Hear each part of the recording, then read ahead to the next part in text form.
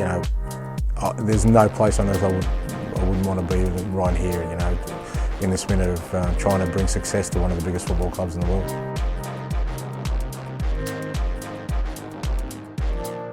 The basic underlying principles that I want my team to play football that scares the life out of every opposition, mate. That's kind of the end game.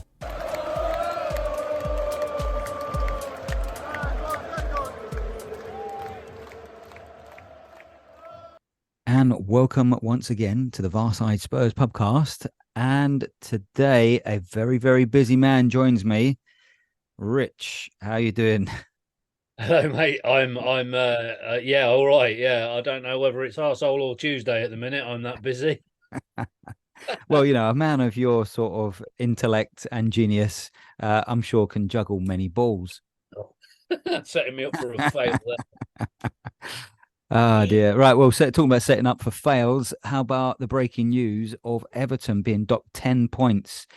I mean, I've got some distinct views on that. What's your thinking? I mean, it'll surprise nobody if I say something like the game's fucked, innit? Yeah. Like, you know, I mean, yeah, Everton broken some rules. They're already being docked 10 points. What's happening with fucking Manchester City? What's happening?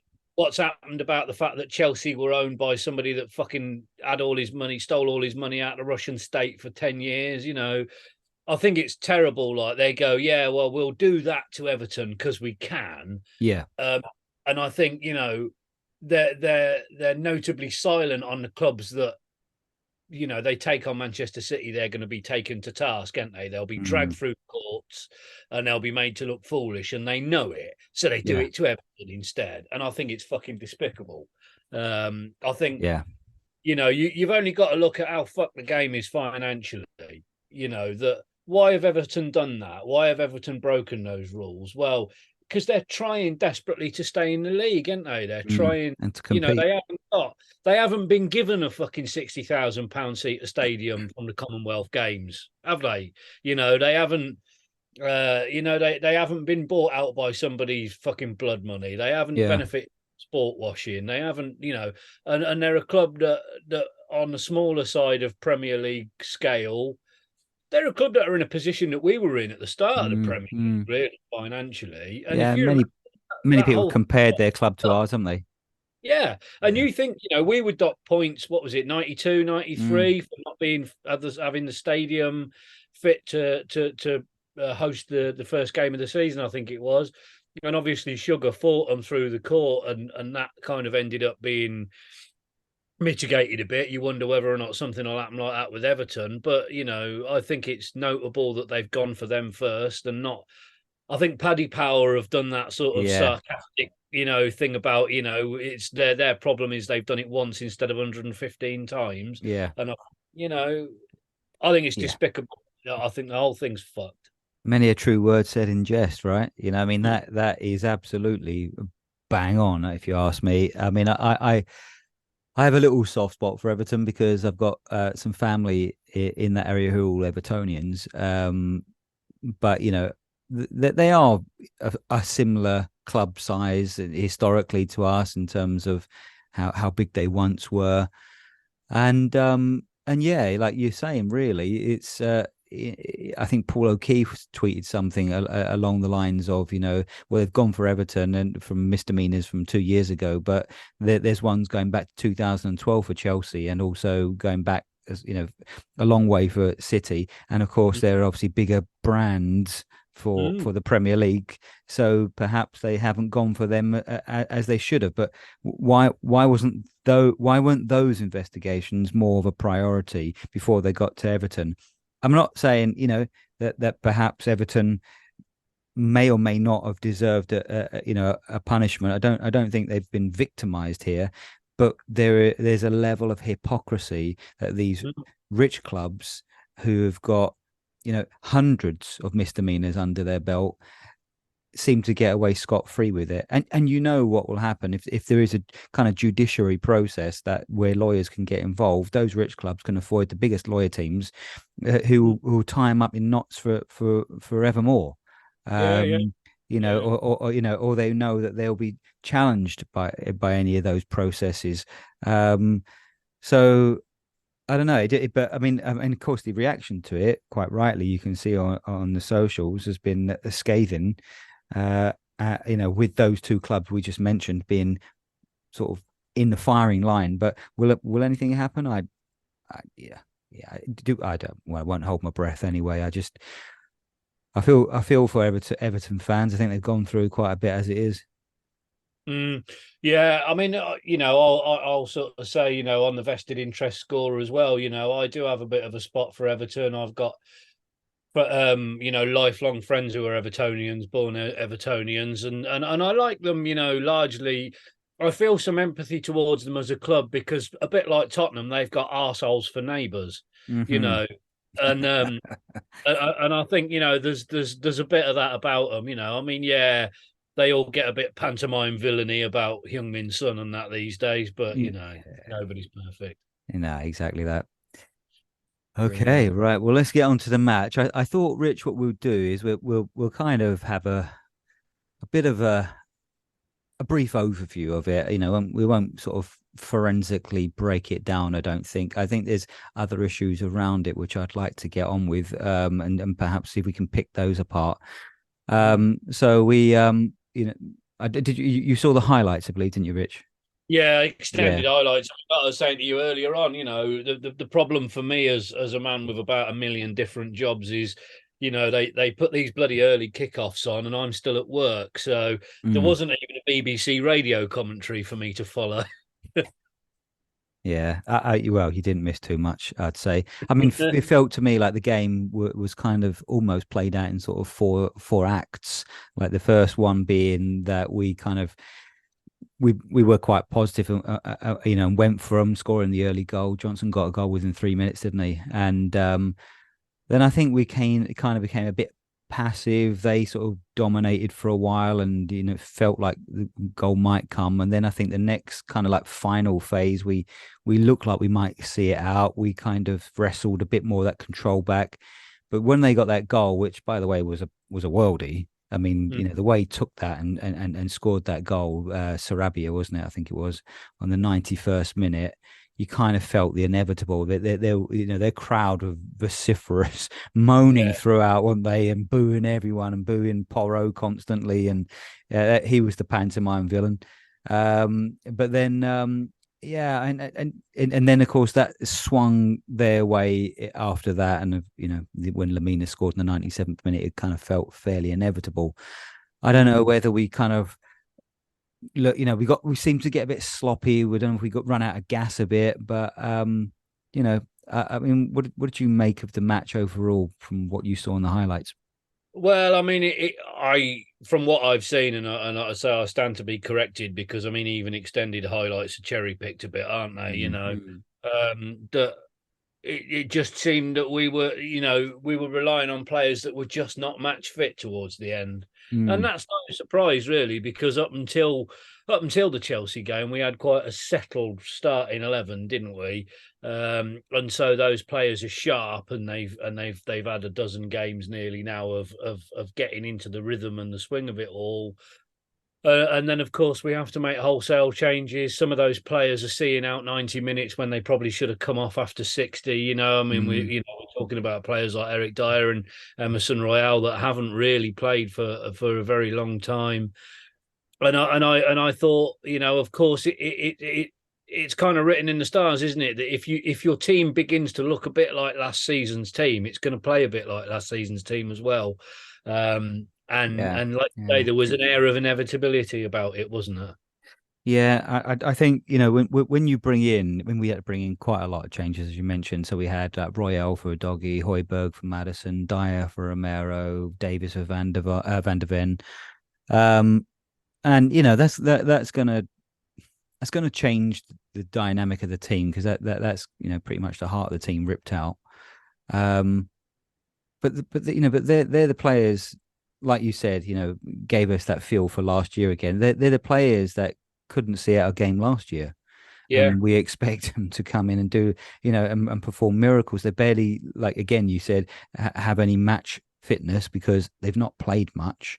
I thought, ironically, they did okay. I thought, you can't really hang anyone out, but you're going to get possibly a display like that because one, they lack match fitness, and two, these players are just they're not good enough. They aren't good enough. So what do we expect? These are the players that are always passing back, always sitting back. I mean, the previous two managers kind of chastised the team for, I never sent them out to play, to park the bus, and yet we always managed to seem to do that. And again, when we played with these surprise, surprise, we end up playing a much more negative way with a lot of backward passes and sitting back deeper all the time and like I said, they came in and did, looked like we would see the game out and did a solid enough job, but they're just they're just not Angie's players, are they? Well, they're not, and I mean, like you've said, they've got this understood sort of weakness. Whether it's a mental weakness or a physical weakness, or at the moment, I suggest it's probably a combination of the two. It's been well thought out, and of course, if you look at the trajectory of the club for the last couple of years, it's been worked out by successive oppositions, and we've picked up less points each year for the last 2 years.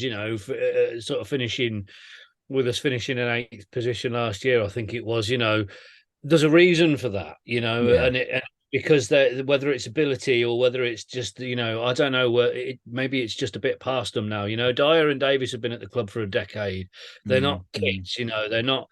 They don't have bright eyes and bushy tails like players like Udogie and Papi Sarr have. That have got that sort of youthful energy and that desire to establish themselves at a Premier League club. They've been there for a fucking decade, and everybody knows their game. I mean, you see it at other clubs with players that have been around a long time. That's why I think other teams that are more effective reshape much more frequently than we do. Yeah. I just don't think it's about individual mistakes. I just think that the game changes and players can only change so much. I mean, Ben Davies he's got to be free for his free bus pass soon, hasn't he? Yeah. Yeah. I mean, Davies ended up with man of the match. I mean, it wasn't because he was a mug. I think he had a solid game, but they're just not the players for that system. And we talked about that with the previous managers, not having the players to fit the system. Our first team, brilliant. 11v11, a match for pretty much everybody. But then when you strip it back and you go back a bit further, I mean, we did talk about this in previous pods, didn't we, Rich? But the fact that you get a few injuries. And we seem to have them all come at once and suspensions. You're probably going to be on the end of a couple of unfavourable results. So I think the meltdown that I've seen, I felt it's irked me a little bit, really. I mean, it's only the second loss. We've had 8 wins, 2 draws. We've had 2 losses. One of them I thought we absolutely went for it and were brave. This one, I think we just. The personnel and the fact that they were gassed by the end it meant that it turned around. But I just I don't know. I just want your reaction on this, Rich. Just recently, I've seen a number of people talking about the fact that Andrew's tactically naive, and that and basically putting him down as a bit of a clown. Really, that these 2 matches have shown that up. I don't agree with that. What do you think about that, mate? I think it's bollocks, I just think it's bollocks. I'm not entertaining any of this naivety talk. I think it's utter fucking horse shit, and I think people that that are talking it really ought to. If I'm going to be polite about it, they should shut the fuck up. Yeah, and that's as polite as I can be. I think it's nonsense. These are not. Is it other managers that are calling him naive? People that know about the game? No, it's not. It's people that work fucking retail or something. Shut up. You haven't got a fucking clue about naivety or tactical nous. I don't think there's anything wrong with anything he's done. I think that, again, it's shifting baseline syndrome. We didn't expect to win all 9 of those games, which is why everybody went off on this tangent of like, should we or could we or whatever it was. We didn't expect to be in that position. And then suddenly when the reality bites and we've lost a couple of games, well, it's all doom and gloom, and I just think, oh, fuck off, like Yeah, just think, yeah. like some of you people have got driving licenses and you're allowed to vote and stuff, like have you, I know. you know, Yeah, but I mean, I think a lot of people just thrive off that negativity. It's like, it's like the news and papers sell on negative stories, and people seem to sort of get off on that. I don't, but in this case, I just don't see. If you dot those two losses around the last 12 games, we're not even raising an eyebrow. It's like what we expected. yeah, We've lost. The only reason that we've probably lost these two games is one, because we went down to 9 men, and two, yeah, because we've got quarter of the personnel that we would base our team on not in the next game. yeah, You can't call the man naive when in the first 10 games you've had pundits and opposition fans fawning over him, not just about the way he conducts himself, talks about the game, but also the way that he plays the game. It's been an absolute breath of fresh air. So yeah. to And the other start thing is, wetting the bed now, I just feels really kind of immature. well, it is, and I think the other thing about it, Lee, is that let's take the Chelsea game. I mean, that's the one where the naivety has really been, oh, he was naive to go at Chelsea with 9 men. Mm. Well, I mean, I'm sorry, but up until relatively close to the end of that game, I mean, we'd had chances not only we had an equaliser ruled Yeah, out, yeah, you yeah. know, and it was because, We had three very, very good chances to equalize in that game, and yeah, then you shut Benson up shop. on any other day would have put that one away when he was, Yeah. when it came to him. So I mean, at that point, are we being naive? No, we're not being naive. And I think, yeah, the scoreline is 4-1 at the end, but 2-1 or 3-1, yeah, fine. I don't think it fucking matters whether it's three, No, four, of five, six, seven, or course it eight. doesn't. And actually, the fact that we were still in that competition, in the competition of that match until the 85th minute or whatever, we were still 94th minute. 94th, sorry, yeah. Yeah. But I mean, that shows that it not only was it not naive, that it actually, I don't think. I mean, Glenn Hoddle's come out and gone, "Oh no, you can't do this, and you can't do that," and you think, "Oh yeah, fucking Glenn Hoddle, yeah, what have Yeah. you ever fucking achieved as a manager?" I know. You Like, think he was the biggest genius going? I mean, as a footballer, yes. As a manager, no. yeah, and of course it's easy to sit on the sides and take pot shots because Glenn Hoddle knows fucking well that he's never going to be asked to put his money where his mouth is. Mm. So it's easy to do that. And you think, I'll tell you what is a litmus test, right? Anybody but Tottenham, Chris Sutton, right? Mm. You hear him say any fucking thing, anybody but Tottenham, that's him, right? At the end of that Chelsea game, Chris Sutton went, Chelsea have come away with the 3 points, but Tottenham deserve all of the credit for the way they played. That's Chris Sutton. Yeah. Like Chris Sutton would build a car park on White Hart Lane if it was up to him, and even he's saying like, wow, that was a good go. And then he would go, oh, well, you can't press with 9 men and you can't do this with 9 men. What can you do with 9 men? So why not? You're going to lose the game anyway. Exactly that, mate. I mean, it's 3 points. So you lose it 2-1 going, so you lose it 4-1 going for a result when you're at 2-1. It was no bloody difference, is there? I mean, you're still 3 points at the end of the game that you've lost. And the thing is, if we're going to put 9 men behind the ball and sit on the edge of our own, on the edge of our own 18-yard box for the 60 minutes or whatever, they're going to score 3 or 4 goals anyway because you're just inviting them all the fucking time. Well, Hoddle's point was that an under-18 team could have picked that team off and scored a bag full. Well, hang on, we played Chelsea and they didn't. They only got the other 2 games when basically they worked out how to to beat that system, and in the last 3 minutes of the whole bloody game, they knocked a couple of fortunate ones in. But yeah. So I don't know. But anyway, it's easy to stick the boot in on Spurs, isn't it? And I think that's one of the things that perhaps we some point we have to change. The thing is it's easy to stick the boot in, and also it's easy to take pot shots when you're never going to be asked to put your money where your mouth is. Yeah, absolutely, mate. Right. Well, I think we'll move on from the game anyway. I think less said about that one, the better. I do think he'll learn from it, and And Andrews or a certain type of manager, you don't get him in and then hope he's going to be a pragmatic manager who's just going to sort of cut his cloth accordingly and just play with the play. He has a way of playing. Come hell or high water, we'll go for it. It may well be that we might have to suffer, as we said at the beginning, Yeah, a couple of kind of unpalatable results as a result because we don't quite have the personnel yet. That's part of the process, as we've talked about. Whoever comes in is going to have to try and learn that, but he's not going to suddenly start playing Conte ball just because those are the players we got in the squad.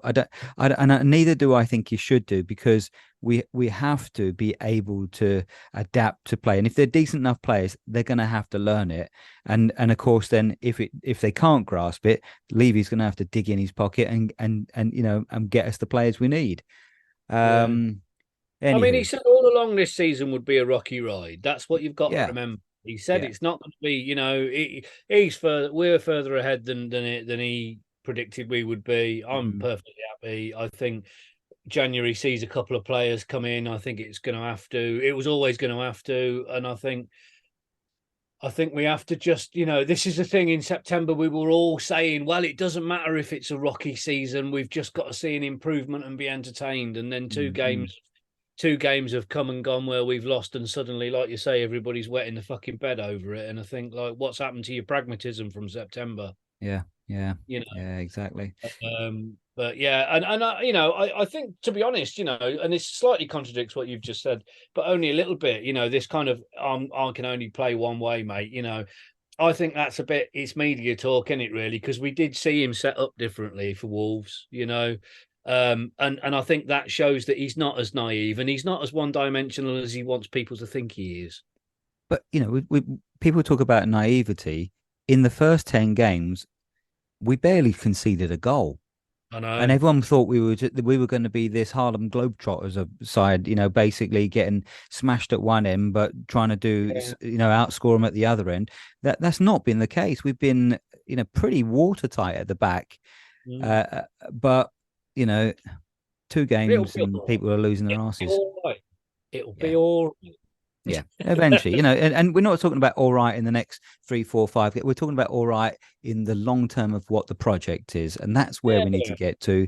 By towards the end of this season, start some point next season, we'll start to see it shape up the way the way he wants, because he'll have the squad depth and the type of squad players that he needs to play the way he wants to, the way he wants to play. Yeah. And I mean, I'm happy because when all I've got to be honest, that Chelsea game was thoroughly entertaining, even if we did damage, on paper, it was thoroughly entertaining because fucking hell, I've never seen us fight like that. No. I mean, the only game that what hasn't been really that entertaining was that Wolves game, because one, we looked more passive, and the personnel meant that we didn't play the way we normally play, so it wasn't quite as exciting. But you're talking one game out of 12. Yeah. So yeah, well.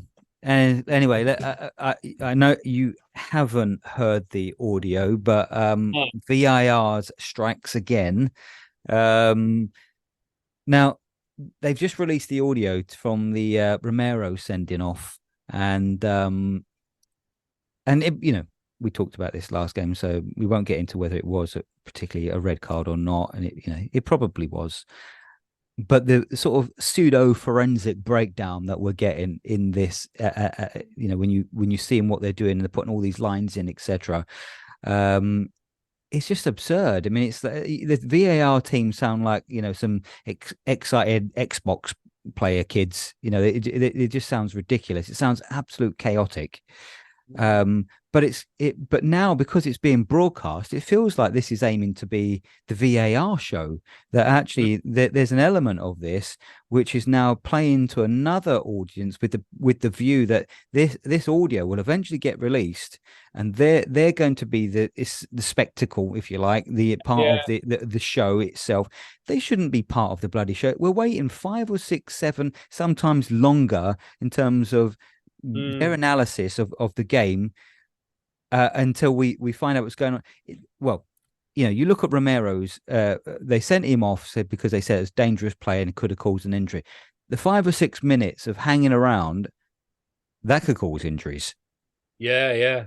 Players get cold and then they snap hamstrings, don't they? Yeah, it's a nonsense. I mean, we have to do something about it. But I mean, and I think there are meetings planned. But what do you think they can do, Rich? Well, I mean, it is difficult, isn't it? I mean, it's difficult in the respect that it's a stop-start solution to a fluid game. It's always seemed to me to be problematic in its conception, right? The obvious answer is you see it. I mean, we've just, I'm sure most of us, if not all of us, have just watched the Rugby Union World Cup. Rugby Union's a game where that sort of VAR style officiating works quite well. But rugby union's a game where everybody stops every 5 minutes anyway, or 30 seconds anyway, because the ball goes out of play, or that's just the nature of the game. Whereas football is a game that is only what its main attraction is that it's fluid and dynamic and quick and exciting, and it turns over quickly, and you go from one end to the other, and all of those sort of things, which you don't really tend to get in rugby. Any other game where this remote officiating works is also stop and start. There's tennis, there's cricket. I mean, we can look at all these other places where they've done it. They're all stop-start games, and I just don't think the concept is applicable to football. No, I just don't think it is. I don't think. I can't see a way for it to be worked. I mean, people talk about this semi-automated business and the automated, and we'll let fucking GPT do it, or some of the fucking nonsense. Like, it ain't going to make the game any better. The game survived perfectly well for 125 years in its current, iteration without it. Yeah. And managers moaned like fuck about referees. Managers are still moaning like fuck about referees. So it's not solved anything. No. So I have to say, like you say, unless it is to do with this, like, let's make the whole thing a spectacle. And in the context of the modern game, you can see that, can't you? With its glitz and its glamour and its air cannons and its, all of this fucking nonsense that we have to put up with when we go to games now. And all of this, like men in stupid pointy shoes standing in front of big TV screens in studios going, look at this. And like, none of that is interesting, and none of it's important, and none of it adds to the game at all. But the people that run the game think it does. And in that context, VAR is great, but it's crap. It is. I mean, you've got this show now, haven't you, with Michael Owen and Howard Webb, who are playing the audio back, and it's become an actual show. So you can't tell me that people in the fucking VAR, the kids that on the Xbox and the VAR thing are not thinking, oh goody, it might be my voice on the VAR list. They're going to say something nice about me because I got the decision right. Yeah. And you think, I mean, referees like Michael Oliver and Howard Webb and all these guys, we've been saying for years the biggest problem with them is that they wanted to be as famous as the players. Yeah. And that's it. Like, the problem with it is that they are celebrity now, and it's become this sort of celebrity aspect of it. And another ex-pro can cream a living out of Sky Sports waffling to a referee. I mean, and won't they love it? Because when they retire from running around, they can all go on the radio and on the TV now and be an expert on it and talk about, and they can criticize other referees and make themselves look clever. And you think, you fucking clown, you're the bloke that disallowed Jan Vertonghen for being offside when he was in his own half when he got the ball and all that sort of stuff. Yeah. And you're right. Like, I think anonymity is the thing. The whole thing should be made so that they can be anonymous again. Yeah. Let's not build them up to be celebrities. Let's not make them as famous as the players, because it ain't working. Their egos are getting in the way. Exactly that. I mean, and I think we probably said this before as well, but obviously there's this element of subjectivity because there's humans involved. With the offside stuff, which seems to take forever, and they're using like bloody ZX spectrums, whatever it is, to bloody analyze it, or with a great big giant blocky pixels. It's like, well, in Europe they're using a kind of automated system.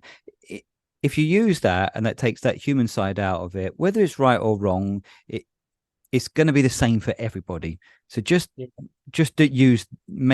that, because it's going to have no bias. It's going to be the same for everybody. But when you got, humans involved, and oh, just bring it back a frame, just do that frame. Oh, that one, hang on a second, move that here, put that on the edge of it's like it's all, and you've got, and it's against the clock.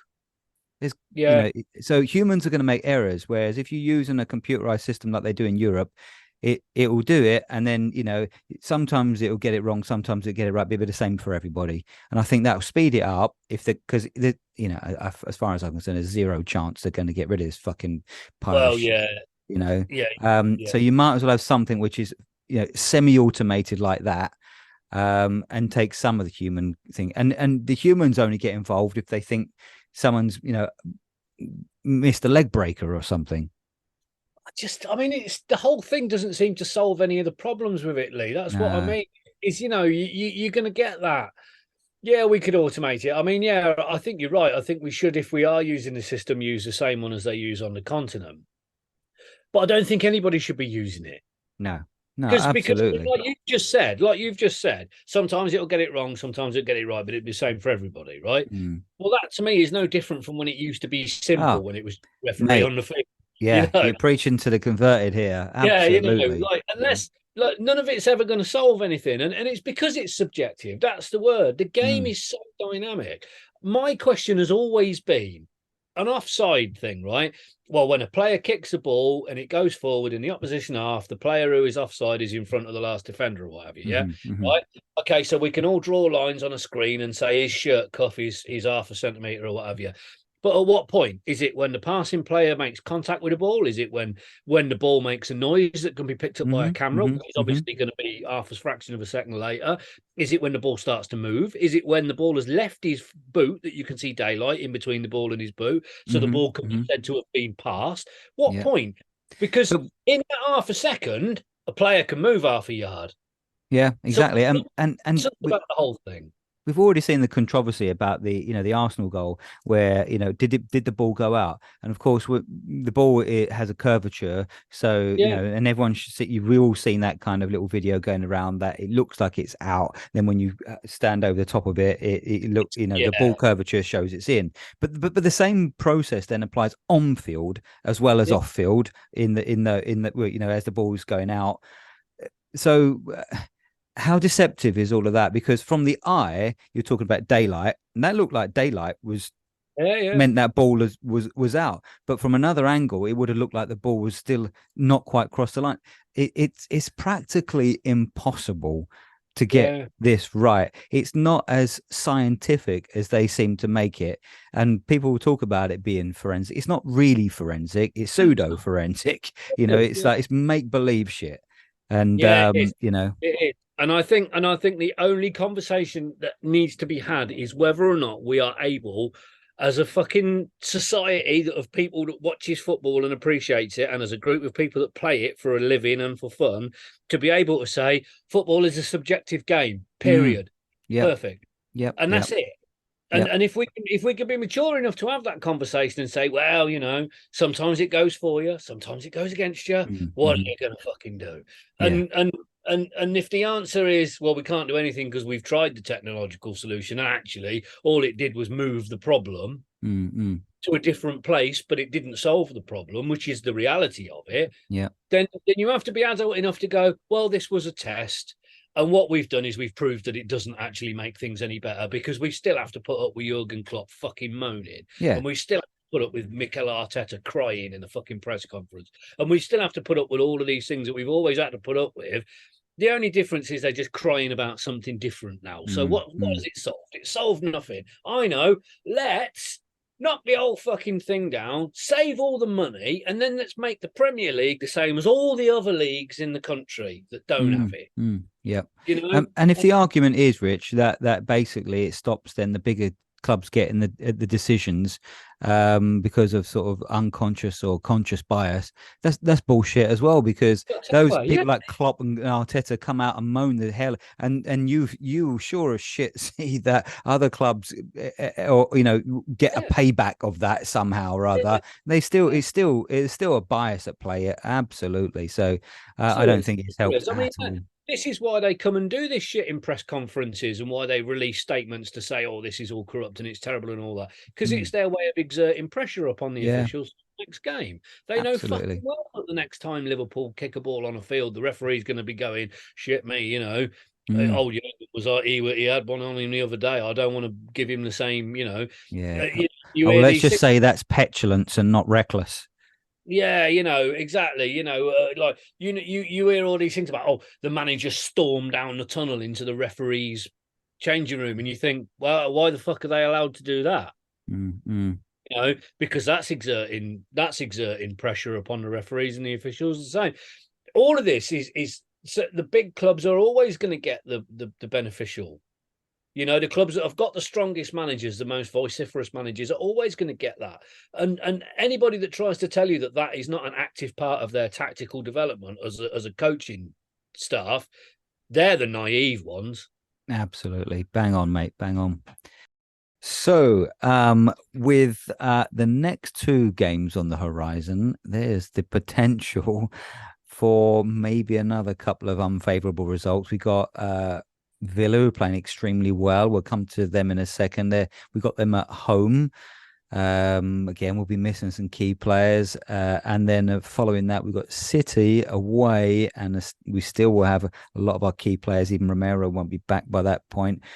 Let's be unusually negative for us and say we don't really get much, if anything, out of those two games. Will we see the purple and gold mob back with a vengeance, do we think? Because they seem to have laid low.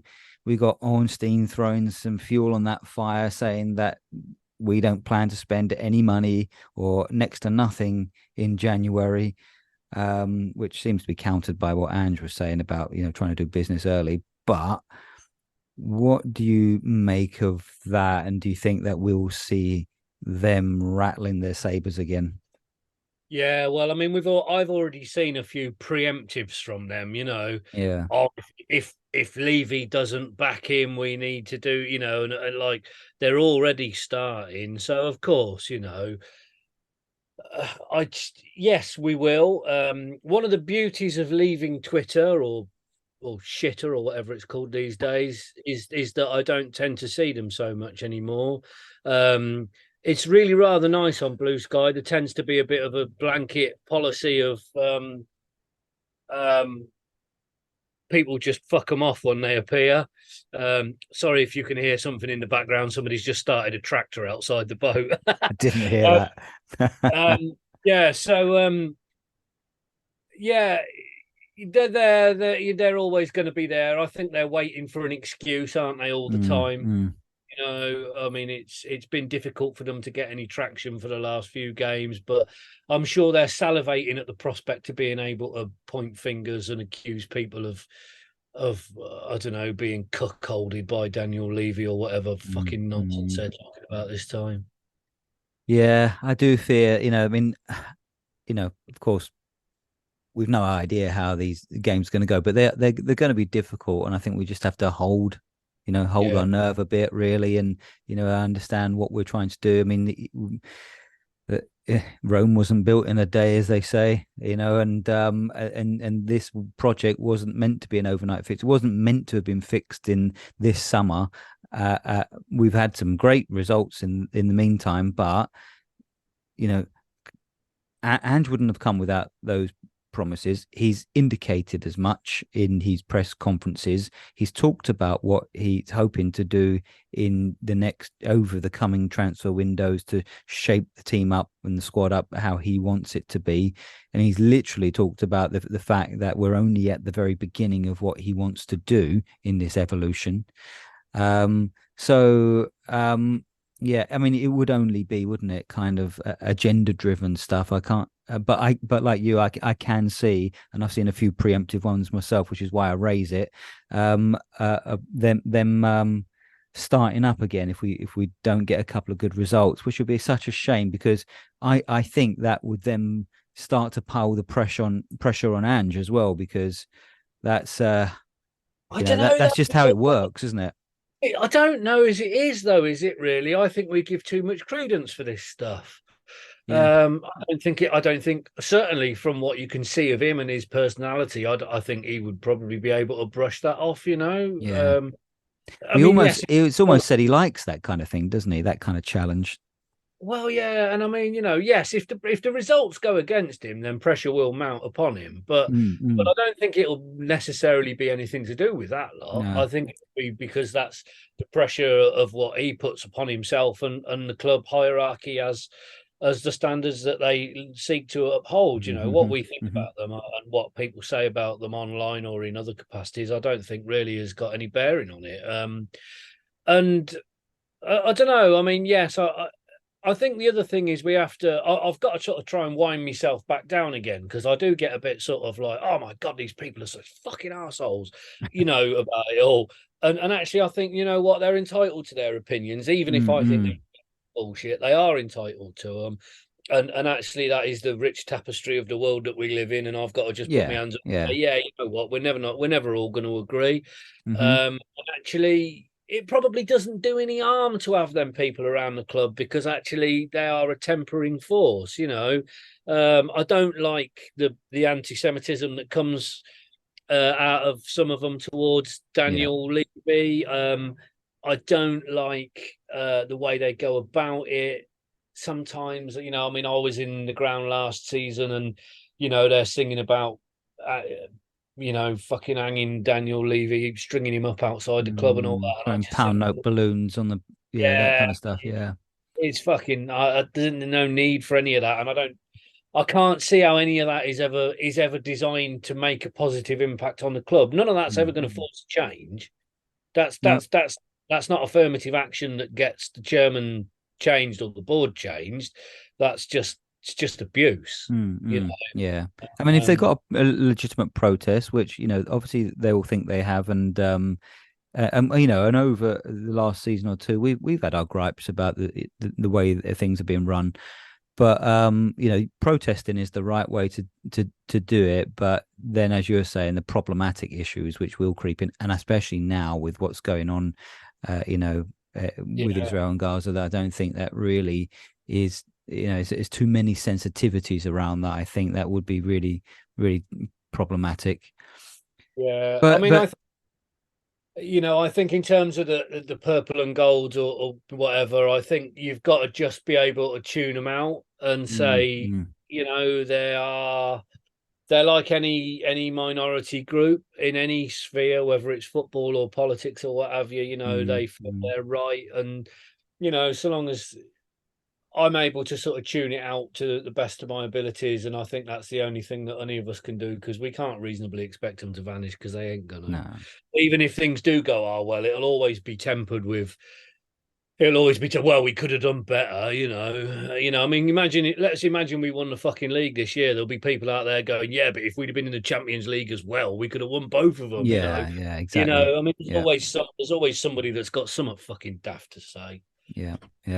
Well, as Ange said, you're either under siege or preparing to be under siege. So I think he's, he's ready. I don't think he's not naive about that. No. I've heard from a good friend of mine who's as a source that we are very close to, if not we've perhaps already done the deal for Jota, who's the ex-Celtic player who's gone to play in Saudi. I think he's coming on a free. That looks like that could well happen. So that'd be good. I mean, that help us out in attack. Yeah, I think so. And it's nice to see proactive moves being made. I mean, we can't expect to have built a first team squad in one window, but I think we can expect to see these kind of positive changes, and that's definitely the sort of signing we should be making. Again, I know there is a tradition of managers bringing in players that they know, but there's good precedence for that. He knows that he can do the job that he's going to want him to do. And he's assessed our team and will have seen he's as good as anybody there, or feels that he can do a job. Yeah. And I think that's where we got to be, because you've got to have players that are good enough and play the type of system and the way you want to play, but also are not going to agitate when they're not getting a game every single game. So you need to know the person, don't you? You know, if you've got a player who might be supremely, or really talented, but he's just agitating all the time because they're not playing, that's going to be detrimental. So you got to get the right balance. And of course, he knows him.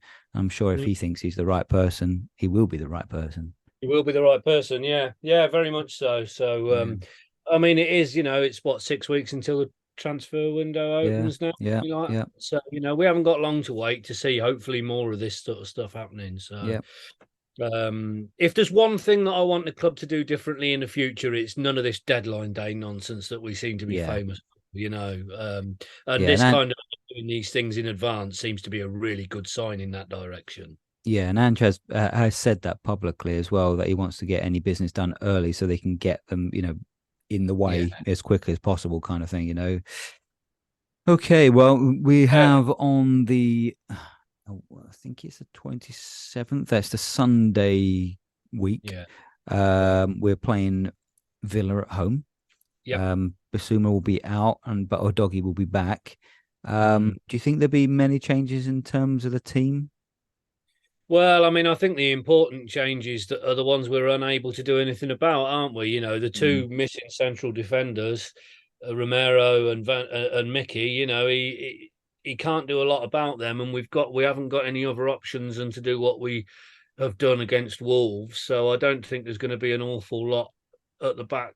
That's the worry. I actually think we'll beat Villa at home. I think that they are a really tough team. I think they like to play on the counter, and they're pretty damn good at it. So I think that would be one of the worries for us in terms of with who we got in defence, and will they will they kind of outfox us on that basis. But I'm thinking maybe if there are going to be any changes, because obviously Basuma's not there, that might mean Højbjerg drops back to 6. We might see Lo Celso come in, and perhaps that might give us, or give you grief, but that might give us a little bit more creativity.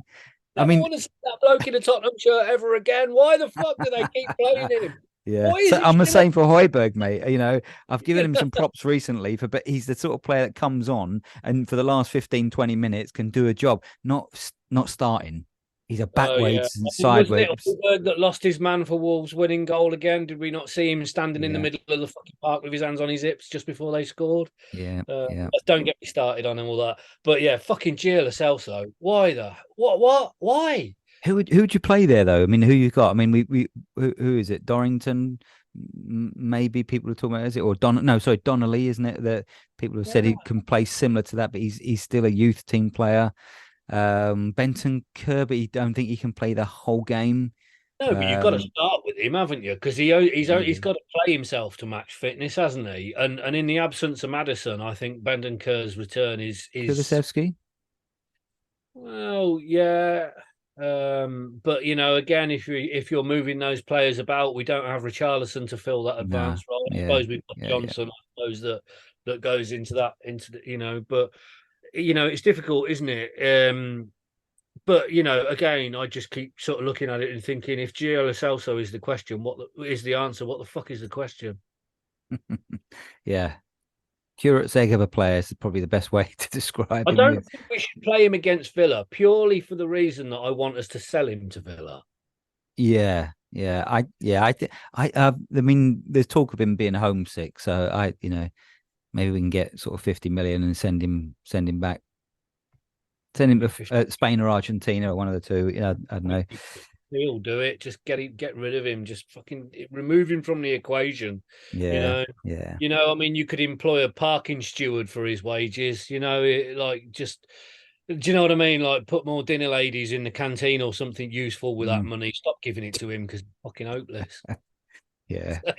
Yeah, you could be right. I mean, he didn't look particularly match sharp in the last game when he came on, and I have no idea. It's going to be a conundrum. I can't see lots of changes, but I just feel that maybe, because I think Højbjerg played as that 8, didn't he, in the last game, and was useless. And then Basuma's now been suspended, so I just see that kind of maybe him dropping back to fill that, and Well, maybe I Celso. think that's probably the most likely, isn't it? Because he has got a run in that sort of position under previous managers at this club. Yeah. And it is a shame because I mean, I know I've said this on many occasions in the past. He does play that 8 role internationally with a lot of success. I know the international game's a lot slower than the Premier League, but it would be nice to see. He obviously has the capability of doing that. I mean, he's got a shot on him. He has got a final pass on him. He's physically strong. He can hold players off and hold the ball up and bring players into the game.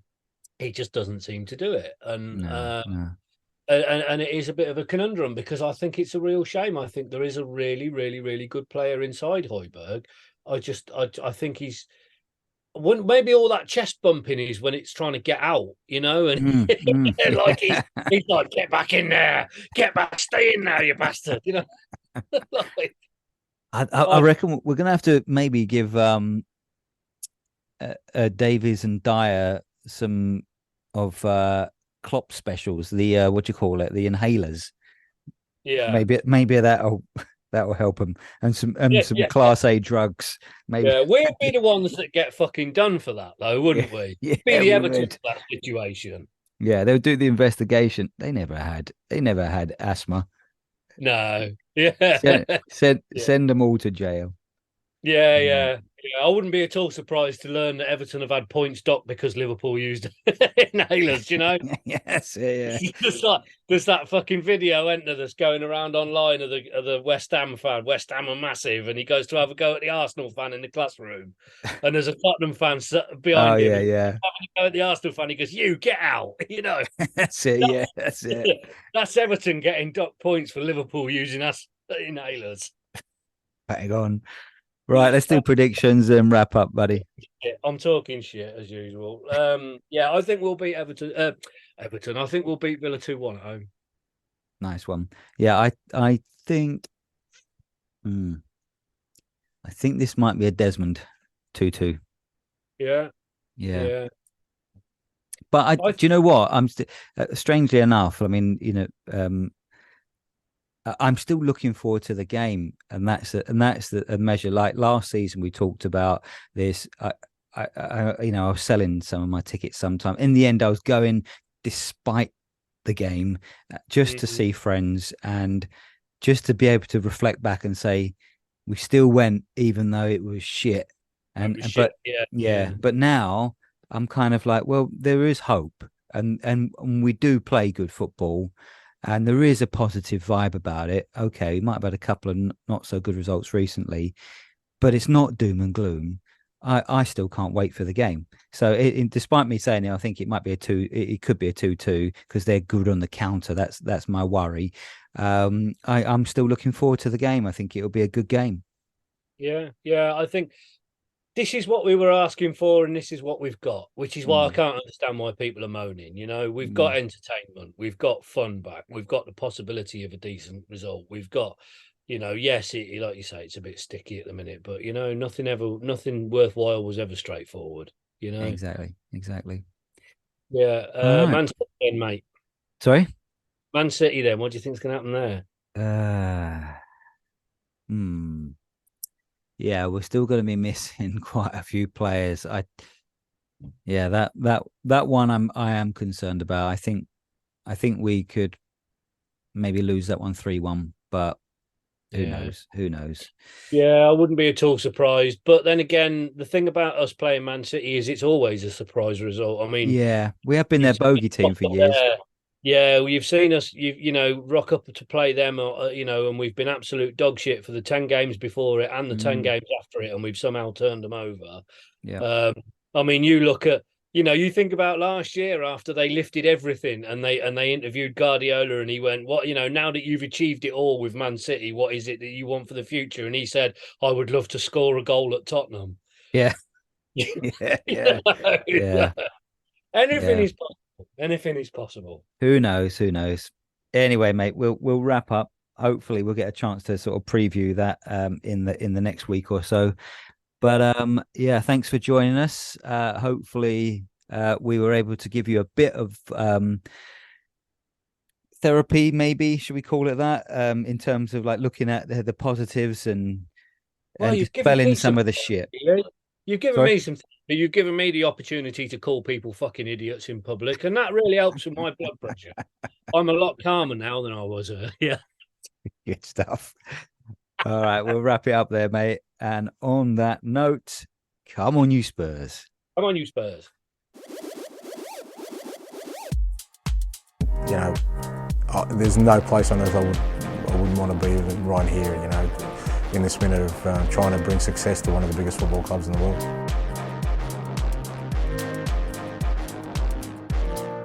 The basic underlying principles that I want my team to play football that scares the life out of every opposition, mate. That's kind of the end game.